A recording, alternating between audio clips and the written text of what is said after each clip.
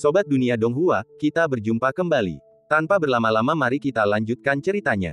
Selamat mendengarkan dan selamat berimajinasi. Salju menyelimuti gedung-gedung tinggi di Heavenly Ranking, dan jejak kaki berserakan menghiasi tanah yang halus dan lembut. Xiao Qiyu menyeret senjatanya, melirik orang yang melewatinya. Ia sudah kelelahan, dan merasakan sesuatu menekan kelopak matanya, mengancam untuk menutupnya paksa. Melalui pemandangan yang samar, sebuah suara tipis namun agak serius mencapai telinganya. Kata-kata, murid ke-14 Jiangge, menggelegar bagai guntur, untuk sementara menghilangkan rasa sakit dan kelelahan yang memancar dari tubuhnya.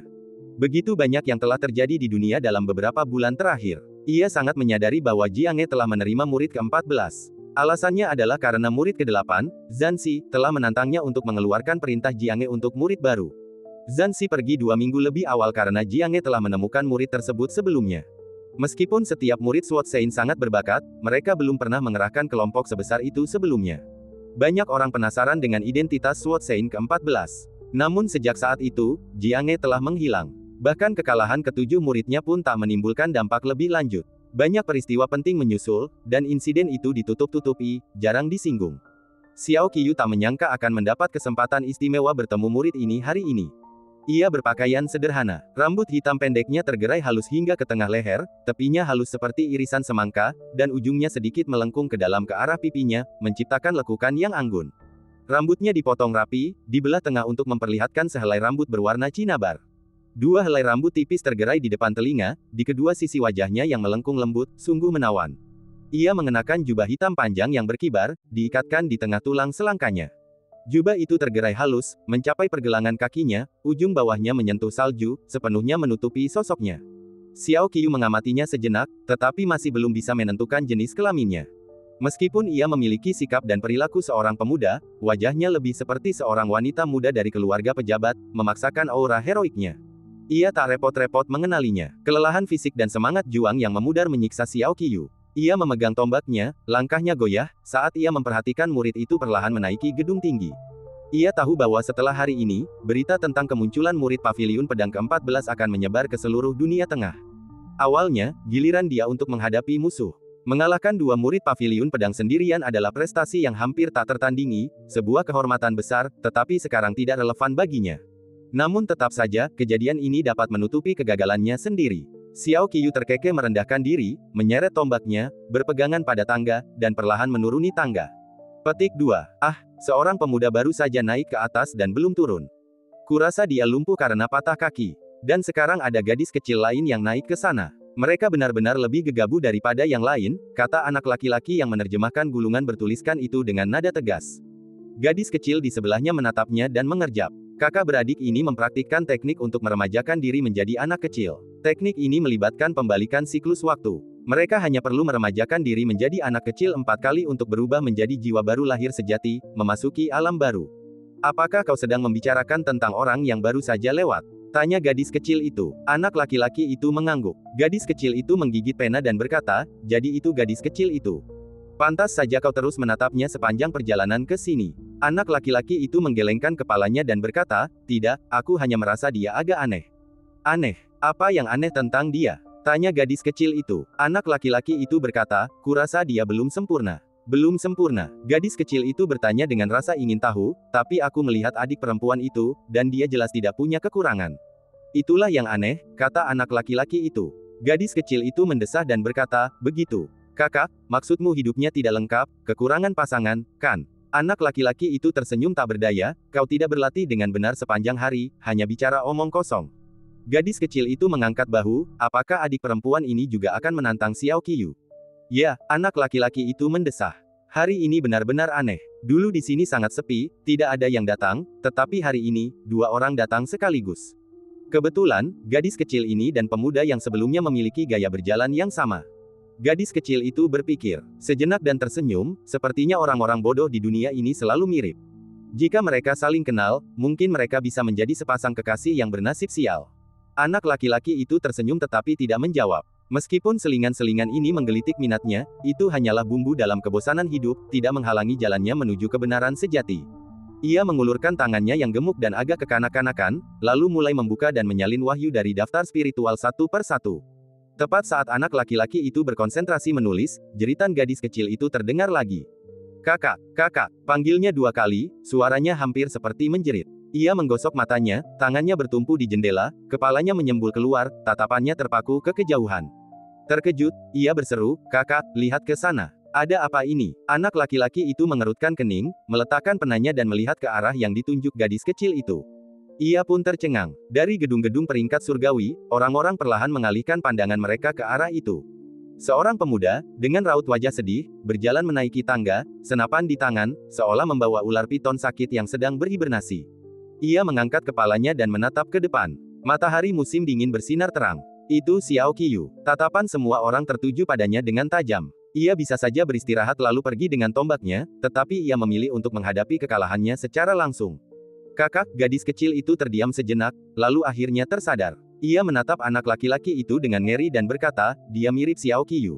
Anak laki-laki itu mengangguk pelan. Awan gelap tampak menutupi wajahnya. Xiao Qiyu kalah. Ia tak percaya. Gadis kecil itu berteriak, tentu saja dia kalah. Kakak senior bodoh, apa dia mau turun ke bawah untuk mencari udara segar?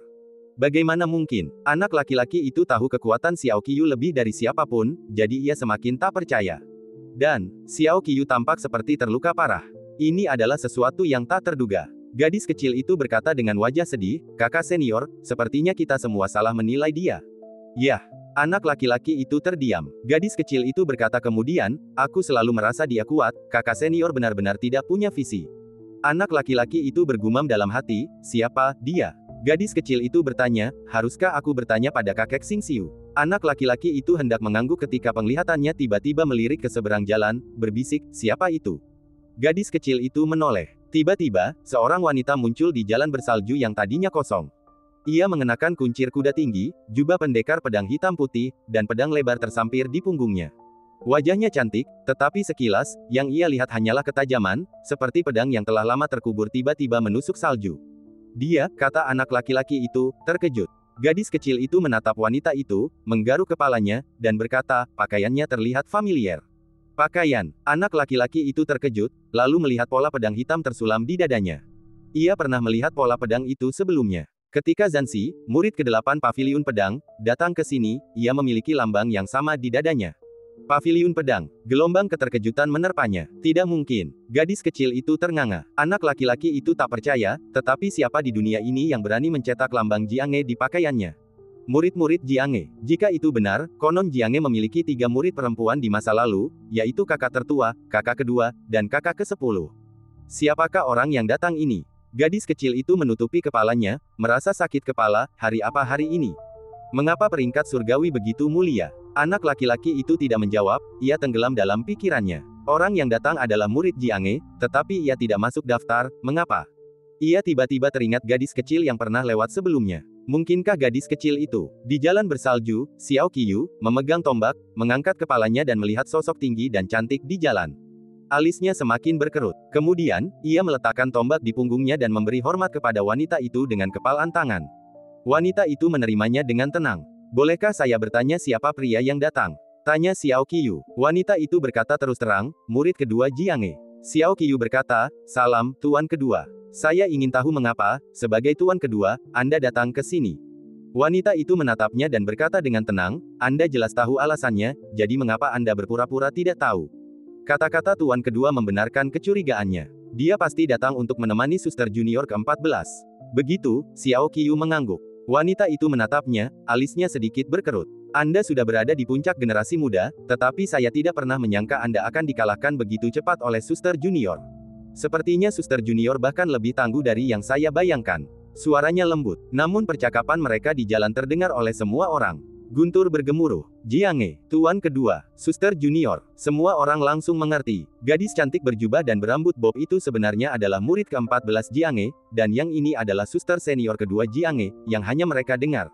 Apa yang terjadi? Dikalahkan oleh suster junior. Semua orang kemudian teringat bahwa Xiao Qiyu baru turun setelah wanita muda itu naik ke atas.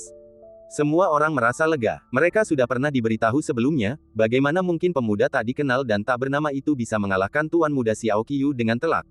Jadi Xiao Qiyu telah dikalahkan oleh seorang murid Paviliun Pedang. Di tengah angin dan salju, Xiao Qiyu menggelengkan kepalanya pelan, membungkuk lagi, dan berkata dengan tulus, "Tuan kedua, aku memang melihat adik perempuanmu, tapi, aku tidak dikalahkan olehnya." Titik titik titik. Titik titik titik. Ning Changjiu telah mengalahkan Xiao Qiyu. Ia membersihkan debu dari pakaiannya, duduk di tanah, bersandar di dinding, dan mengatur napasnya.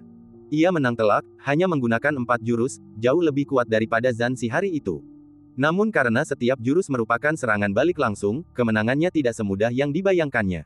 Xiao Qiyu adalah seorang master di lantai 8 pengadilan ungu. Dengan kekuatan penuh, kekuatan yang ia tunjukkan jauh lebih besar daripada rekan-rekannya. Sayang sekali ia harus berhadapan dengan dirinya sendiri. Kepingan ingatannya dari pertempuran melawan penguasa berdosa sudah cukup untuk menghancurkan siapapun di dunia yang memegang senjata. Ia telah berada di ambang kematian berkali-kali sebelumnya, takluk pada tombak penguasa berdosa yang dipenuhi petir, menembus langit bagai awan petir, bertahan hidup hanya dengan kekuatannya yang tak terbatas. Tombak Xiao Qiyu, dibandingkan dengan itu, bagaikan gerimis kecil. Setelah mengatur napas, ia perlahan bangkit, bersiap menuju lantai atas. Konon, roh peringkat surgawi bersemayam di sana, bertemu dengan setiap penantang. Pada saat itu, jiwa Ning Changjiu yang rileks kembali menegang. Suara langkah kaki samar di atas salju memenuhi kesadarannya, seseorang menaiki tangga. Mungkinkah itu penantang baru? Ia menatap pintu, kegelisahan tiba-tiba muncul. Saat itu, gadis berambut pendek itu juga telah sampai di pintu. Ia sepertinya menyadari sesuatu, dan alis tipisnya berkerut di balik rambutnya. Ia berhenti. Setengah pintu memisahkan mereka. Ning Changjiu menatap pintu, menunggu orang itu berbelok. Sebelum ada yang datang, angin dingin bertiup, membawa salju dan hujan es. Kepingan salju tampak berantakan. Gadis berambut pendek itu memperhatikan salju yang turun, merasa ada yang tidak beres. Ia sedang menjelajahi Middle Earth bersama kakak perempuan keduanya, menimba pengalaman. Ketika melewati Heavenly Ranking, kakak perempuannya tiba-tiba terdorong untuk mencobanya sendiri. Konon, yang bertanggung jawab atas Heavenly Ranking sekarang adalah seorang pria bernama Xiao Qiyu, yang ahli dalam tombak. Gadis itu kemudian teringat pemuda yang melewatinya sebelumnya dan sedang berjalan ke atas. Pemuda itu sepertinya membawa pistol. Mungkinkah dia Xiao Qiyu? Gadis itu kemudian menyadarinya. Jika dia Xiao Qiyu, siapa yang ada di ruangan itu sekarang? Gadis itu menahan emosi yang tak terjelaskan di dalam hatinya dan sedikit menggerakkan langkah lotusnya. Di hadapan Ning Changjiu, sebuah lengan baju hitam melayang keluar seperti awan di antara kristal seputih salju. Jantung Ning Changjiu berdetak kencang, dan surah dalam tubuhnya meraung pelan. Raungan itu bukan suara permusuhan, melainkan suara kenangan. Di pintu, sesosok berjubah hitam menghalangi angin dan salju. Rambutnya agak berantakan, dan alisnya bersih. Di tengah badai salju, seorang teman lama tiba. Ambang-ambing rumah judi di kompleks Tianbang diinjak-injak oleh orang-orang yang terinjak. Mereka yang bisa bertahan di Tianbang semuanya adalah kultivator hebat yang bangga dengan status mereka, dan banyak yang bahkan menganggap diri mereka cendekiawan, tetapi hari ini, semua orang tampak fanatik. Xiao Qiyu, murid tertua dari generasi muda Paviliun Suci Suandan, pemuda misterius yang namanya tidak diketahui, dan 14 murid Paviliun Pedang, mereka semua adalah tokoh penting, beberapa terkenal dan beberapa diselimuti misteri. Dan saudari senior kedua dari Paviliun Pedang benar-benar luar biasa di seluruh tanah suci Middle Earth. Konon, tingkatannya hanya lebih tinggi daripada tingkat penguasa 8 sekte dewa lainnya. Hari ini, di kasino, wanita surgawi ini duduk di lantai 2, seperti orang biasa. Ia memeluk pedangnya yang terkenal dan menatap kerumunan yang ramai di bawah. Xiao Qiyu berdiri di sampingnya, membawa tombak di punggungnya, ekspresinya rendah hati. Siapakah pemuda yang mengalahkanmu? Tanya saudari senior kedua. Xiao Qiyu menjawab, aku tidak mengenalnya. Dia hanya mengatakan namanya Zhang Jiu, dan dia berasal dari Sekte Roh Kuno. Zhang Jiu, Sekte Roh Kuno. Kakak senior kedua telah mendengar sedikit tentang perubahan di Sekte Roh Kuno, tetapi dia tidak tertarik. Meskipun ada rumor tentang 8 sekte ilahi di lantai 4 Jianghe di dunia tengah, gabungan 8 sekte itu bahkan tidak sebanding dengan Paviliun Pedang. Dia bisa mengalahkan para pemimpin 8 sekte ilahi satu persatu hanya dengan pedangnya. Dan bagaimana dengan murid Sekte Roh Kuno? Pemuda ini, Xiao Qiyu merenung, tidak dapat menemukan kata yang tepat, jadi dia berkata, sangat mengerikan. Mengerikan, kakak senior kedua diam-diam menghafal nama itu. Tetapi dia tidak menganggapnya terlalu serius. Xiao Qiyu akan kalah, tetapi kakak muda tidak akan. Karena kakak muda tidak hanya diajari olehnya, tetapi juga oleh guru. Ketika kakak muda pertama kali datang ke sekte, guru membuat pengecualian dan menemuinya melalui penghalang. Dia secara pribadi memberinya inisiasi, mentransfer warisan kuno Paviliun Pedang yang sesungguhnya ke dalam tubuhnya. Selama berbulan-bulan, wanita muda itu maju melalui alam dengan kecepatan yang mengagumkan. Terlebih lagi, setiap tingkat yang dicapainya sungguh luar biasa. Pemuda tak dikenal bernama Zhang Jiu itu mungkin memiliki bakat. Kakak senior kedua sudah membayangkan ketenaran pemuda itu yang tiba-tiba meroket setelah bertahun-tahun bersabar, tetapi sayangnya, dia bertemu dengan adik junior yang lebih muda. Kakak senior kedua berdiri dan menuju ke bawah. Tuan kedua, apakah Anda akan berjudi juga? Tanya Xiao Qiyu. Kakak senior kedua berkata, Waner pasti akan menang, jadi mengapa tidak? Waner, Xiao Qiyu segera menyadari bahwa itulah nama gadis kecil itu. Namun gadis kecil itu tampak begitu dingin, sama sekali tidak cocok dengan nama itu. Kakak senior kedua tersenyum dan berkata, Liu Xiwan, itu nama yang kuberikan untuk adik juniorku. Sebentar lagi, dia akan menjadi selebritas di dunia tengah. Xiao Qiyu mengerucutkan bibirnya, wajahnya muram. Dulu, jika tuan kedua Jiange muncul di hadapannya secara langsung, dia pasti akan ketakutan. Ia tak akan meragukan kata-katanya. Namun hari ini, setelah mengalami kekalahan yang paling memilukan, ia tampak sangat tenang. Yang terpenting, ia memiliki keyakinan yang luar biasa pada pemuda yang telah mengalahkannya. Tuan kedua, jangan pergi, tiba-tiba Xiao Qiyu berkata. Kakak kedua bertanya, ada apa? Xiao Qiyu mencoba membujuknya, Jiange adalah tempat suci di dunia tengah. Kuharap kau akan menjaga reputasi Jiange dengan serius. Kakak kedua mengabaikannya. Orang-orang di Jiange selalu sombong, apalagi dirinya. Ia menghunus pedangnya dan menyerahkannya kepada adiknya. Kasino pun hening. Gadis itu berdiri di pintu, memandangi pakaian putih yang familiar di ruangan itu, merasa sedikit tidak nyata. Ning, ia berbicara dengan lembut. Angin dingin bercampur kepingan salju berhembus di pipinya. Ning Changjiu juga menatapnya. Ia tak menyangka mereka berdua, yang telah berpisah selama lebih dari setengah tahun, akan bertemu lagi dengan cara seperti ini. Kau, kita bukan orang luar, kenapa harus menggunakan sebutan kehormatan? Ning Changjiu tertegun sejenak, lalu menjawab sambil tersenyum. Nada yang familiar. Gadis itu tidak tahu kenangan apa yang sedang dipikirkannya. Cao Yan tiba-tiba merasa kesal dan berkata dengan dingin, Ning Changjiu, lama tak bertemu. Ning Changjiu memandangi rambutnya yang tadinya beruban dan kini menghitam, lalu bertanya, kau sendiri yang memotong rambutmu. Gadis itu menarik napas dalam-dalam. Kenapa orang ini masih seperti ini? Mengajukan pertanyaan yang tidak relevan begitu saja. Ya, gadis itu menatapnya dan berkata, cantik, kan? Ning Changjiu mendengarkan nadanya dan tersenyum, jadi kau yang memilih gadis kecil itu. Ekspresi gadis itu membeku, wajahnya langsung dingin, dan suaranya serius, kau gadis kecil itu. Aku pria sejati, benarkah? Ning Changjiu mengamatinya dari atas ke bawah. Ia berpakaian sederhana, dengan rambut pendek rapi dan tatapan lembut. Tubuhnya terbungkus rapat dalam jubah, menyembunyikan lekuk tubuhnya. Gadis itu bertanya, kau juga di sini untuk bersaing memperebutkan peringkat. Ning Changjiu mengangguk dan berkata, ya, aku ada urusan mendesak. Kenapa kau di sini? Gadis itu tampak kesal, kakak perempuanku memintaku untuk datang. Kakak perempuan, ya, kakak perempuan keduaku.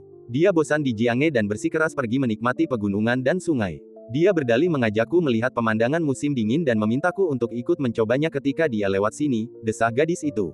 Ning Changjiu berkata, kakak perempuanmu sangat santai. Ya, kata gadis itu. Ning Changjiu memandangi wajahnya yang bersih dan cantik dan berkata, kau benar-benar menjadi murid Jiange. Yah, aku diburu oleh pengadilan Raja Pembunuh, dan Jiange menyelamatkanku. Dia menjelaskan. Ning Changjiu berkata, ketika kita di kota batas rusak, bukankah kau bilang kalau kau tidak terjebak di tubuhku, kau akan membunuh semua orang? Gadis itu mengerutkan kening. Dia tidak mengerti mengapa kata-kata orang ini selalu begitu menjengkelkan. Dia tidak ingat kata-kata manis itu, tetapi dia mengingat kata-kata yang mengungkapkan itu lebih baik daripada siapapun. Kalau bukan karena aku, kau pasti sudah mati berkali-kali. Kau bukan hanya tidak tahu berterima kasih, tapi kau bahkan memprovokasiku dengan kata-kata saat kita bertemu lagi. Gadis itu berkata dengan dingin, kau memang orang yang tidak tahu berterima kasih. Sepertinya aku benar meninggalkanmu. Ning Changjiu tersenyum dan tidak berkomentar. Dia berkata, kenapa kau masih berdiri di pintu? Masuk dan duduklah. Gadis itu mendengus dingin dan berjalan masuk perlahan. Bagaimana kabarmu akhir-akhir ini? Tanya gadis itu dengan santai, seolah-olah sopan. Ning Changjiu berkata, tidak ada bedanya dengan apa yang terjadi di kota Broken Boundary dulu, dengan pasang surut yang terus-menerus, dan tanpa ada waktu istirahat. Gadis itu berkata, dengan fisik sepertimu yang bisa menyebabkan bencana, cepat atau lambat kau akan mati tersambar petir di hari hujan. Ning Changjiu tersenyum pahit dan berkata, lagi pula, kita sudah berjuang berdampingan begitu lama, dan kita punya persahabatan. Kenapa kau begitu kasar? Gadis itu memutar matanya dan berkata, bukankah kau yang menipuku untuk masuk? Jika bukan karena kita bernasib sama, aku tidak akan peduli kau hidup atau mati. Ning Changjiu menatap gadis yang duduk tegak, berleher ramping, dan berwajah dingin, lalu bertanya, kita sudah di rumah, kenapa kau masih terbungkus jubah tebal seperti ini? Apa, kau pikir aku terlalu lemah dan ingin aku menggunakan tanganku? Gadis itu berkata dengan dingin, apa hubungannya dengan pakaianku? Kau bukan Cao Xiaoli, kau bisa melakukan apapun padaku setiap malam. Petik 2. Ning Changjiu menghela napas, untungnya istriku tidak ada di sini, kalau tidak, aku tidak akan merasa tenang selama beberapa hari setelah kau mengatakan itu. Aku tidak peduli kau aman atau tidak. Gadis itu melipat tangannya dan memegang jubahnya, berbicara dengan tenang. Begitu selesai berbicara, ia teringat sesuatu dan langsung bertanya, ngomong-ngomong, waktu kau pergi menemui Lu Jia atau Zhao Xianger dulu. Ning Changjiu terdiam, berpikir dalam hati, apa kau tidak peduli padaku? Kenapa ia bisa mengingat nama Jia dan Xianger dengan begitu jelas? Aku pergi menemui Jia dulu. Ning Changjiu berkata, ya, gadis itu menatapnya, mengangguk puas, dan berkata, sepertinya kau cukup penurut. Awalnya, ia dan Sue Yujun sempat berdebat panjang lebar tentang istri utama. Ia dengan tegas mendukung Lu Jia, sementara Sue Yujun mendukung Zhao Xianger. Ning Changjiu memandangi titik merah di antara rambut dan alisnya lalu tersenyum, kau terlihat manis sekarang. Diam, kata gadis itu dingin, aku pria sejati. Jangan membuatku jijik dengan kata-kata vulgarmu. Ning Changjiu menyatukan kedua tangannya di balik lengan baju dan mengangguk setuju.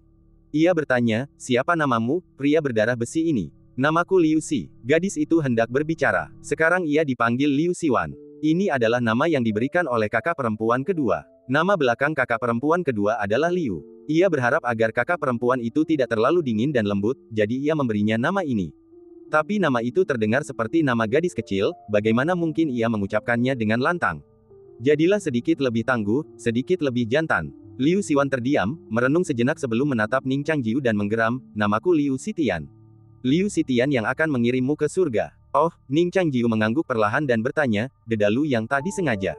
Jika itu Lu Jia, dia mungkin akan ragu sejenak, tetapi roh pedang Liu Xiwan telah berada di tubuhnya begitu lama, dia tahu pikiran kotornya. Ning Changjiu. Liu Xiwan tiba-tiba berdiri dan berkata, aku sudah lama tidak menyukaimu. Liu Xiwan terbungkus jubah katun hitam, tubuhnya yang terbungkus rapat bagaikan burung hantu dengan sayap terlipat di salju. Angin dari luar berputar-putar di lehernya, membuat rambut hitamnya yang pendek dan berkilau berkibar-kibar seperti ombak hitam yang menghantam lehernya yang seputih giok. Ekspresinya dingin di balik alisnya yang kusut, dan meskipun ia berpakaian seperti pria muda, ia belum sepenuhnya menghilangkan sifat kekanak-kanakannya. Di antara mata cerah dan bibir merahnya, terpancar perasaan yang lembut dan indah. Ia berdiri, menatap pemuda yang masih duduk di sana, tanpa rasa bahaya. Ning Changjiu mengangkat kepalanya dan menatapnya, lalu berkata, apakah kau mengecat rambutmu hitam?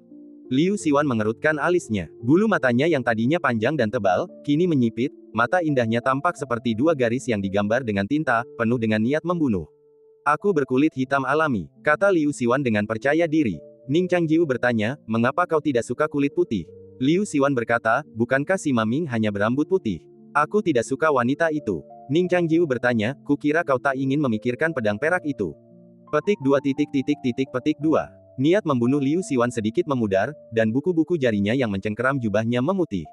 Ia berkata, pedang ini hadiah darimu. Pedang ini sudah lama menjadi milikku. Kau, bahkan tak berpikir untuk memintanya kembali. Ning Changjiu tersenyum dan berkata, aku tidak memintamu untuk mengambilnya kembali. Kenapa kau terburu-buru? Liu Xiwan sedikit tertegun. Tiba-tiba ia menyadari bahwa kata-katanya seolah dikendalikan oleh pihak lain lagi, dan momentum yang akhirnya ia bangkitkan kembali jatuh. Ia menenangkan diri dan berkata, aku bukan orang yang tidak masuk akal. Pedang perak ini hadiah darimu. Baiklah, aku bisa menyetujui kompensasi apapun yang kau inginkan. Ning Changjiu menatapnya dan bertanya, bisakah kau menyetujui apapun? Liu Xiwan menatap matanya, tubuhnya sedikit dingin, dan segera mengubah kata-katanya, jangan terlalu menuntut. Apa yang dianggap terlalu menuntut? Tanya Ning Changjiu. Liu Xiwan berkata dengan marah, kenapa kau berpura-pura? Apa aku tidak tahu apa hobimu? Kau bisa melakukan hal seperti itu pada wanita jahat seperti Siming, aku. Liu Xiwan ragu-ragu dan mendengus marah. Ning Changjiu berkata, oh, seolah tiba-tiba menyadari sesuatu, lalu bertanya dengan rasa ingin tahu, hei, kenapa aku tidak begitu mengerti? Bukankah Tuan Liu seorang pria? Kau sudah lama hidup di tubuhku, apa kau tidak tahu kalau aku tidak punya hobi aneh seperti itu? Kau, Liu Xiwan tertegun sejenak, menyadari bahwa ia telah mengatakan hal yang salah. Alisnya yang ramping dengan lengkungan dangkal langsung mengernyit, dan ia berkata dengan dingin, bagaimana aku bisa tahu apa hobimu? Aku bukan cacing di perutmu. Sambil berbicara, ia mengerucutkan bibirnya yang seperti buah ceri, dan wajahnya yang dingin tiba-tiba berkerut, bah, Ning Changjiu, kau sangat menjijikkan. Petik 2. Ning Changjiu menatapnya dengan polos, berpikir, bukankah kau sedang memarahi dirimu sendiri, apa hubungannya dengan aku yang menjijikkan? Lupakan saja, aku memaafkan ketidaksopananmu. Raut wajah Liu Xiwan sedikit melunak. Katakan saja syaratmu secara langsung. Aku akan berusaha sebaik mungkin untuk memenuhinya. Ning Changjiu tersenyum, tetapi tidak menjawab secara langsung. Sebaliknya, ia bertanya, pedang perak itu adalah fondasi keberadaanmu. Jika aku ingin membelinya kembali, menurutmu berapa harga yang akan ku minta? Liu Siwan terdiam sejenak, lalu dengan marah menjawab, aku tidak akan menjualnya dengan harga berapapun. Aku bukan pelacur. Bagaimana mungkin aku bicara soal jual beli? Ning Changjiu mengangguk. Ya, Tuan Liu, adalah harta yang tak ternilai. Bagaimana mungkin aku menilai dia berdasarkan harga atau syarat? Petik 2. Harta yang tak ternilai. Hati Liu Siwan bergejolak aneh mendengar kata-kata ini. Ia segera menepis pikiran itu, berpikir bahwa sementara perempuan muda lain yang naif mungkin tertipu oleh pria jahat ini, ia mengenalnya luar dalam. Kata-kata yang terkesan santai dan menggoda seperti itu adalah jebakan. Ia tidak boleh tertipu. Liu Siwan berkata, aku sangat bersyukur ingin membalas budimu, tapi karena kau tidak menginginkannya, aku tidak akan memaksamu. Ning Changjiu berkata, tadi kau menyebutku orang yang tidak tahu berterima kasih, tapi kurasa Tuan Muda Liu sama hebatnya denganku. Wajah Liu Siwan memucat, tak ingin melanjutkan percakapan. Ketika aku menemukan tubuh yang benar-benar sesuai dengan takdirku, aku akan mengembalikan pedang perak itu kepadamu, kata Liu Siwan tenang, tampak percaya diri. Meski begitu, ia tahu itu mustahil. Ia bukan lagi roh sejati. Tubuh ini telah tertanam kuat dalam dirinya. Ia perlahan bertransisi dari roh menjadi manusia, jadi bagaimana mungkin ia meninggalkannya? Ning Changjiu tersenyum dan berkata, Tuan Muda Liu sungguh bijaksana. Tentu saja, Liu Siwan, menirukan percakapan para pahlawan dalam buku, berkata, aku, Liu. Tapi ia terhenti di kalimat pertama. Aku hanya mengarang nama untuk diriku sendiri, sesuatu yang maskulin, Liu Dali, Liu Sigua, kata Ning Changjiu. Bukan itu. Liu Siwan langsung menyangkalnya, bertanya-tanya bagaimana mungkin ia memilih nama seburuk itu. Liu Si, ia merenung sejenak, lalu teringat dan berkata, aku Liu Si Tian. Kata-katanya terputus lagi. Ning Changjiu berkata, kenapa kau berpikir untuk menamainya Si Tian? Liu Siwan menahan amarahnya dan berkata, ada gunung suci di Si Tian. Sesuai namanya, Lingshan adalah rumah bagi semua roh. Sebagai roh pedang yang mulia, tentu saja aku harus pergi ke sana untuk mencapai pencerahan. Ning Changjiu mengangguk dan berkata, begitu. Setelah disela berulang kali, Liu Siwan tidak tahu harus berkata apa. Ia menatap Ning Changjiu dan bertanya dengan dingin, jadi kenapa kau di sini? Apa kau punya dendam terhadap Xiao Qiu itu? Ning Changjiu berkata, aku tidak semembosankan kakak keduamu. Kakak keduaku ada di jalan. Aku tidak peduli jika kau menjelek-jelekannya sekarang, tapi jika kau mengatakan sesuatu yang salah saat bertemu dengannya nanti, aku tidak bisa menyelamatkanmu. Liu Siwan mengingatkan dengan ramah. Ning Changjiu bertanya, apakah kakak perempuanmu sangat galak? Karena sedang berbicara dengan Ning Changjiu, Liu Siwan selalu merasa setiap kata yang diucapkannya menyiratkan sesuatu, yah, cukup galak. Lagi pula, dia bisa menghajarmu sekeras-kerasnya sampai Lu Jiajia bahkan tidak akan mengenalimu. Ning Changjiu menarik napas dalam-dalam dan bertanya ragu-ragu, apakah kau sudah diberi pelajaran oleh kakak perempuanmu? Liu Siwan menarik napas dalam-dalam dan tak tahan lagi, Ning Changjiu, apa kau sengaja melakukan ini untuk membuatku marah? Ning Changjiu berkata, aku hanya bertanya dengan santai. Liu Siwan menatapnya, ia menajamkan pisaunya dan berkata, dulu waktu kau dihajar habis-habisan oleh Siming, aku juga punya kebencian yang sama denganmu. Sekarang aku hanya menyesal telah menolongmu dan tidak membiarkan Siming menghajarmu lebih keras. Kita pasti sudah mati bersama. Tentu saja, aku Yu, tambah Liu Siwan. Ning Changjiu memandangi penampilannya yang berambut pendek, dingin, dan arogan, lalu menghela napas, dan menjelaskan, alasan aku datang ke sini sangat rumit. Kau tak akan mengerti bahkan jika ku katakan. Singkatnya, adik perempuanku menderita penyakit terminal, dan aku sedang mencari dokter yang tepat untuknya di seluruh Middle Earth, jadi aku sangat membutuhkan seseorang dari Heavenly Ranking untuk menemukannya. Liu Siwan mengangguk dan berkata, begitu. Ning Changjiu berkata, kalau begitu, haruskah aku naik ke atas? Sambil berkata demikian, ia berdiri dan hendak pergi. Tunggu, teriak Liu Siwan, dan satu tangan terjulur dari balik jubahnya. Di antara jari-jarinya yang lembut dan hijau, ia menggenggam pedang kuno, menghalangi jalan Ning Changjiu secara horizontal. Ada apa? Tanya Ning Changjiu. Liu Siwan berkata, aku sekarang murid Jiange, dan kakak senior kedua memperlakukanku dengan sangat baik. Terlebih lagi, ini pertarungan pertamaku, bagaimana mungkin aku kalah tanpa perlawanan dan mencoreng nama Jiange? Oh, kau sengaja ingin kalah dariku? Tanya Ning Changjiu. Petik 2. Petik 2. Liu Siwan hampir marah, dan berkata, kalau kau terus bicara omong kosong, aku benar-benar akan mengalahkanmu. Ning Changjiu berkata, pertarungan pertamamu adalah melawanku di Ngarai Utara Nanzu. Aku mengalahkanmu saat itu. Apa kau tidak ingat? Suasana hati Liu Siwan semakin buruk ketika bekas lukanya kembali terlihat. Kemenanganmu tidak adil, tegas Liu Siwan. Kau benar-benar orang yang tidak bermoral. Kau pasti menggunakan trik-trik terkutuk untuk mengalahkanku saat itu. Ning Changjiu tersenyum tak berdaya. Apakah kau punya keyakinan untuk mengalahkanku sekarang? Liu Siwan menggenggam pedangnya, raut wajahnya menunjukkan sedikit kebanggaan. Aku sekarang murid Paviliun Pedang. Aku telah menerima ajaran sejati dari Santo Pedang. Kultivasiku jauh lebih unggul daripada sebelumnya. Aku benar-benar berbeda dari si idiot yang baru saja kau kalahkan itu. Benarkah? Tanya Ning Changjiu. Apakah Paviliun Pedang benar-benar sekuat itu? Jawab Liu Siwan. Tentu saja Paviliun Pedang tak terkalahkan. Lagi pula, akulah orang tercepat yang mencapai terobosan dalam sejarah Paviliun Pedang. Ning Changjiu menambahkan, 3 bulan yang lalu, murid ketujuh Paviliun Pedang dikalahkan di perjamuan Ibu Naga. Liu Siwan sedikit terkejut. Kejadian ini merupakan noda besar bagi Paviliun Pedang. Karena itu, kakak senior ketujuh yang biasanya ceria telah mengasingkan diri sejak kembali ke paviliun, berkonsentrasi pada jalur pedang.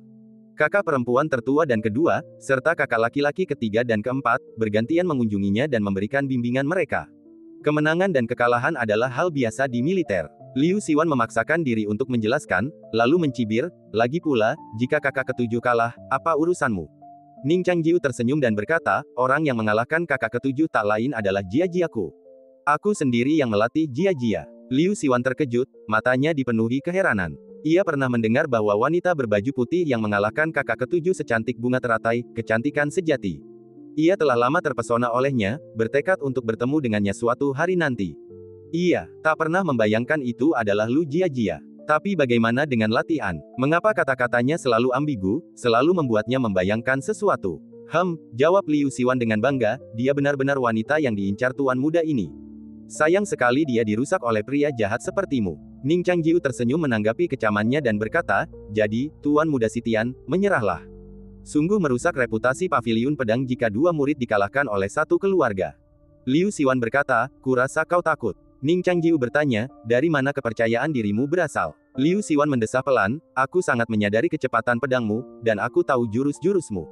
Aku sangat memahamimu, jadi aku yakin aku lebih cepat darimu. Lagi pula, kondisiku saat ini di luar imajinasimu. Di bawah komandoku, akan sulit bagimu untuk mengalahkan dengan bermartabat, apalagi menang. Ning Changjiu tersenyum, kita baru 6 bulan tidak bertemu, dan sepertinya temperamenmu telah banyak berubah. Tentu saja, lagi pula, aku seorang pria sejati sekarang, kata Liu Siwan dengan sungguh-sungguh. Ning Changjiu tersenyum. Liu Siwan menatapnya dan tiba-tiba teringat kata-kata kasar yang baru saja diucapkannya. Ada yang terasa janggal. Ia telah bertarung bersama Ning Changjiu selama bertahun-tahun, dan pemandangan seperti itu terasa familiar baginya.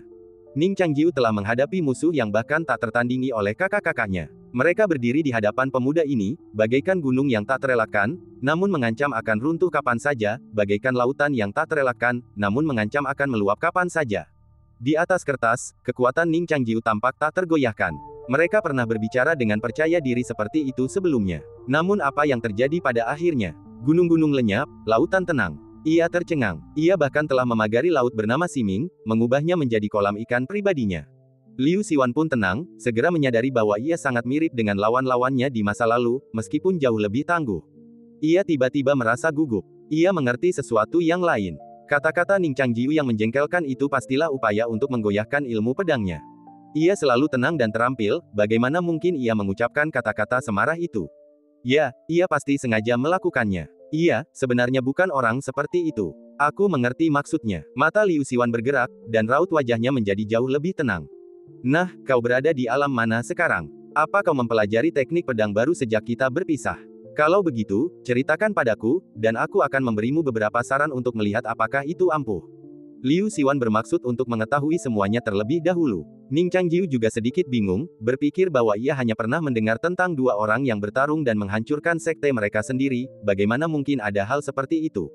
Ning Changjiu merenung dan berkata, teknik pedang adalah urusan pribadi, jadi kau tidak mau memberitahu? Tanya Liu Siwan. Mendekatlah, aku akan memberitahumu secara rahasia, kata Ning Changjiu.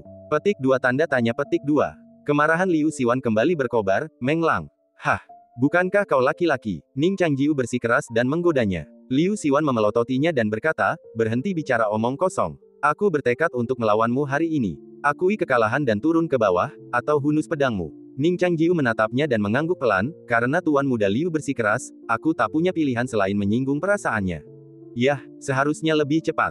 Liu Siwan ingin menghajarnya. Ning Changjiu menghunus pedangnya. Liu Siwan menatap pedang di tangannya dan berkata, kenapa kau menggunakan pedang compang camping seperti itu sekarang? Apakah keluargamu sedang mengalami masa sulit? Ning Changjiu menatapnya dan tersenyum tipis, aku sedang mencari pedang yang cocok untukku. Di kasino Tianbang, keheningan kembali menghangat. Tuan kedua, menang atau kalah, kami tak berani menyentuh pedangmu. Yang lain memandang selebritas langka ini, suara mereka merendah, merasa tak berdaya. Kakak senior kedua berkata, itu hanya pedang, apa masalahnya? Tidak perlu terlalu cerewet tentang hal-hal di paviliun pedang. Yang lain saling berpandangan, bingung harus berkata apa. Kakak senior kedua tersenyum santai, menatap pemuda yang masih berdiri mematung di lantai 2, dan berkata, mau bertaruh. Xiao Qiu berdiri diam, banyak mata tertuju padanya. Seharusnya ia menjadi pusat perhatian, tetapi dengan kehadiran tuan kedua Jiange, tentu saja bukan gilirannya. Yang terpenting, ia masih pecundang hari ini. Aku tidak akan bertaruh, jawab Xiao Qiu dengan kepala tertunduk. Semua orang sedikit kecewa. Xiao Qiu hanya merasakan pistol di punggungnya semakin berat. Banyak orang yang hadir mengikuti kakak perempuan kedua dan bertaruh pada adik perempuannya yang lebih muda bernama Waner. Xiao Qiu tidak terlalu mengenal ke-14 murid paviliun pedang. Namun, ia tahu bahwa pedang Zhang Jiu akan menjadi mimpi buruk seumur hidupnya. Pil penghancur pemakan jiwa. Ia hampir mencapai lantai 8 Istana Ungu, dan setelah meminum pil ini, tingkat kekuatannya hampir mencapai puncak Istana Ungu, tetapi ia masih mudah dikalahkan oleh lawannya. Ia jelas belum memiliki jalan kelima. Tanpa otoritas jalan kelima, bagaimana ia bisa dengan mudah mengalahkannya? Hati Xiao Qiu membara amarah. Ia melihat sekeliling, pikirannya tiba-tiba bergerak. Dengan darah mendidih, ia tiba-tiba melepas pistolnya, berjalan menuruni tangga, dan di hadapan semua orang, ia mempertaruhkan pistolnya di pihak Zhang Jiu. Aku bertaruh dia menang, kata Xiao Qiu. Semua orang menatapnya dengan iba. Tatapan ini seolah berkata, kau berasal dari sekte yang terkenal dan kuat, apa kau begitu terobsesi dan tak mau menerima kegagalanmu? Xiao Qiu mengabaikan tatapan mereka. Ia tahu 3 bulan lalu, Jiange telah menderita kekalahan. Dan sekarang, kekalahan kedua mungkin akan datang. Dulu, Xiao Qiu tak percaya hal seperti itu akan terjadi. Tapi sekarang ia mempercayainya, dan sepertinya hanya ia yang benar-benar mempercayainya. Ia mengangkat kepalanya dan menatap orang-orang yang hadir, termasuk saudari senior kedua Jiange yang tampak canggung di ruangan ini. Tiba-tiba ia merasa seolah-olah semua orang mabuk dan hanya ia yang sadar. Ini adalah secercah cahaya yang ia temukan dalam kegelapan setelah kegagalan.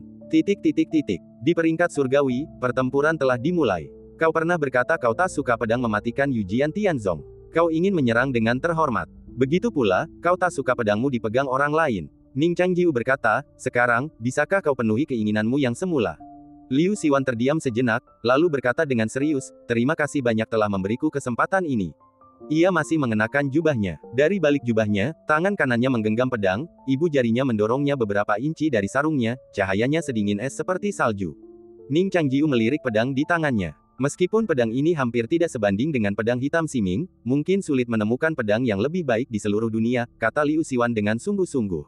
Paviliun pedang benar-benar menaruh harapan besar padanya. Ning Changjiu berhenti menatap pedang di tangannya dan menatap matanya. Ini benar-benar pedang yang tak tertandingi. Rasanya genit. Liu Siwan tahu pedang tak tertandingi yang dimaksudnya adalah dirinya sendiri. Ning Changjiu juga perlahan menghunus pedangnya. Liu Siwan menatap pedang di tangannya. Ia tidak yakin seberapa jauh kemajuan yang telah dicapainya setelah sekian lama berpisah. Tanganmu di pedang goyah, tanya Liu Siwan. Apakah karena pertarungan yang baru saja kalian lakukan? Tidak, kata Ning Changjiu. Kau keras kepala, kata Liu Siwan dingin. Kenapa kau tidak pergi ke peringkat surgawi dan posting apa yang ingin kau katakan dulu? Aku bisa menunggumu di sini. Kalau tidak, tak akan ada kesempatan lagi. Raut wajah Ning Changjiu melunak. Cabut saja pedangmu. Aku ingin melihat perkembanganmu selama 6 bulan terakhir. Liu Siwan menatap pemuda berpakaian putih dan berambut hitam itu, pedangnya setengah terhunus, dan raut wajahnya terkejut. Saat pemuda itu menggenggam pedang, seluruh sikapnya tiba-tiba berubah. Ia mengerucutkan bibirnya, berpikir bahwa ini lebih seperti kata-kata, pemuda yang dikenalnya di masa lalu, yang berani melawan raja berdosa. Niat pedang menggebu-gebu dalam dirinya. Dari balik jubahnya, tangan gadis itu yang lain terulur, lekukan ibu jarinya menggenggam gagang pedang silinder, keempat jari lainnya perlahan mendekat, menggenggamnya. Klak, tanpa ragu, gadis itu menghunus pedangnya dengan bersih dan tegas. Dalam sekejap, bayangan pedang putih keperakan, bagaikan awan putih yang dihancurkan oleh dewa mabuk, meledak dan meluap, memenuhi seluruh ruangan, menyelimuti bagai kepingan salju, melingkari sosok gadis muda di tengahnya. Di luar pintu dan jendela, angin dan salju yang sesungguhnya pecah berkeping-keping, tak mampu masuk. Ning Changjiu mengamati ruangan yang dipenuhi salju dan mengangguk puas. Liu Siwan tidak menyukai tatapannya. Tatapan itu bagaikan sikap merendahkan orang tua, tatapan merendahkan, tatapan penuh penghargaan, sebuah kesuksesan seorang anak setelah perjalanan panjang. Tapi ia jelas mampu berdiri sendiri. Ia pasti akan meredam kesombongannya. Liu Siwan menyerang dengan sangat hati-hati. Saat bayangan pedang memenuhi ruangan, teriakan mereka bergema, masing-masing bergema bagai aliran deras, sekawanan burung bangau kembali ke pegunungan. Ini berbeda dengan bayangan tombak Xiao Qiyu yang berhamburan. Sementara, bayangan tombak Xiao Qiyu melambangkan kepengecutan, Liu Siwan memancarkan keberanian dan niat membunuh yang tak tergoyahkan dan kesepian. Bahkan sebelum bayangan pedang itu muncul, ia sudah melihatnya dan pergi. Ia dan Ning Changjiu tak berjauhan. Beberapa langkah kemudian, mereka langsung terpojok. Dalam sekejap, wajah orang itu membesar di pupilnya, sedemikian rupa sehingga ia hampir bisa melihat bulu mata mereka. Bersamaan dengan itu, pedang di belakangnya terayun. Saat gadis itu mendekat ke wajahnya, Ning Changjiu menghunus pedangnya. Saat ia melakukannya, kilauan pedang di dalam sarungnya muncul, melindungi wajahnya, dengan sempurna menangkis dampak serangannya dan menghentikan niat pedangnya yang tak terhentikan. Ding! Pedang Liu Siwan beradu dengan pedangnya. Paduan bayangan pedang memenuhi ruangan. Ning Changjiu menyarungkan pedangnya untuk menangkis. Saat pedang mereka bertemu, Ning Changjiu mendongak, kilatan cahaya keemasan tiba-tiba muncul di matanya. Liu Siwan tahu itu adalah gagak emas. Ia secara naluriah menarik kembali serangannya, membentuk gerakan pedang dengan tangan kirinya untuk bertahan. Namun, tatapan Ning Changjiu segera pulih. Ia hanya berpura-pura. Meskipun orang lain mungkin tidak siap menghadapi tipuan ini, roh pedang itu sangat mengenalnya. Ia tahu metode dan tekniknya, bahkan kemampuannya yang paling kuat sekalipun, jadi ia segera mengorbankan sebagian keunggulannya untuk membela diri. Bagaimanapun, Ning Changjiu telah mengandalkan gagak emas untuk menyerang balik banyak musuh. Momentum pedang itu pun terputus secara paksa. Ning Changjiu mengabaikan bayangan pedang yang terbang ke arahnya dari langit, jubah putihnya berkibar, dan pedang itu bergerak mengikuti tubuhnya, memotong dengan bersih dan rapi celah di antara gerakan gadis itu. Liu Siwan mengerutkan kening. Sosoknya terpaksa berhenti di dekat pedang itu. Liu Siwan menatap pedang Ning Changjiu. Ia mengenalinya, itu adalah gerakan dari paru pertama Yujian Tianzong, yang disebut salju pasir. Itu adalah gerakan biasa, tetapi Ning Changjiu telah mengubahnya menjadi sesuatu yang luar biasa. Ujung pedang itu mengiris celah-celah pedang, tepat mengenai dahinya. Liu Siwan mengayunkan tangan kosongnya, menangkis serangan itu sambil bersandar, tepat pada waktunya untuk menghindari ujung pedang yang tajam. Pedang Ning Changjiu hampir mengenai wajahnya. Saat beberapa helai rambutnya jatuh, bayangan pedang yang tak terhitung jumlahnya dari belakang gadis itu juga tiba, mengalir turun seperti sungai yang deras, menekan ke arah Ning Changjiu. Ning Changjiu mengulurkan lengan bajunya. Lengan bajunya lebar, dan gerakan lengan bajunya menciptakan angin sepoi-sepoi. Jika niat pedang yang jatuh dari gadis itu adalah hujan, maka ini adalah angin yang meniup hujan musim gugur ke samping. Lengan baju Ning Changjiu berkibar seperti awan yang muncul dari gunung. Saat hujan pedang jatuh, niat pedang yang tak terhitung jumlahnya terpancar dari tubuhnya seperti sinar keemasan. Niat pedang ini tampak kuat dan kacau, tetapi masing-masing dengan tepat mengenai pedang gadis itu. Pemandangan itu bagaikan hujan deras yang jatuh ke tanah, sementara hujan deras dari tanah melonjak ke atas, tetesan air hujan dari kedua hujan itu bertabrakan dengan presisi sempurna, memercik ke hamparan putih yang luas. Inilah teknik pedang yang dipelajari Ning Changjiu dari Li He, pedang transformasi agung langit dan bumi. Kedua sinar pedang itu berbenturan, dan auranya pecah berkeping-keping, memenuhi seluruh ruangan. Tubuhnya memancarkan energi pedang, menyatu dengannya. Liu Siru untuk sesaat tak mampu menangkapnya dengan indera spiritualnya. Ia terpaksa mundur di tengah hujan cahaya. Setelah 3 tarikan napas, gelombang cahaya yang megah itu memudar, dan pedang Ning Changjiu terhunus ke depan saat energi pedang mulai melemah. Berputar dan jatuh, pedang itu seperti sebuah puncak. Pedang itu menebas dengan tepat. Meskipun berada di aula kecil, pedang itu seolah membawa kekuatan langit dan bumi. Pedang itu menebasnya tepat sasaran. Liu Siru terpaksa menghadapinya. Pedang itu beradu dengan dirinya. Gadis itu mengerang, lengannya mati rasa akibat energi pedang, dan kekuatan dahsyat itu menariknya mundur, merobek jubahnya dari energi pedang, mengangkatnya tinggi-tinggi, lalu perlahan jatuh. Gadis itu menyentuh tanah dengan jari-jari kakinya, akhirnya berhasil menjaga keseimbangan. Jubahnya jatuh ke tanah. Ia mengenakan atasan dan celana ketat namun rapi. Pakaian itu, yang tampaknya terbuat dari kulit tipis, melekat di tubuhnya, membingkai lekuk tubuhnya dengan sempurna. Ekspresi Liu Siru terkejut, dan ia menatap Ning Changjiu. Namun, Ning Changjiu mencondongkan tubuh ke samping, pedang di tangan, tanpa menatapnya. Hasilnya belum diputuskan. Teruslah berjuang, kata Ning Changjiu. Coba kulihat apa yang telah diajarkan Jiange kepadamu selama 6 bulan terakhir. Dan cerita pun berakhir, nantikan cerita selanjutnya. Terima kasih telah mendengarkan.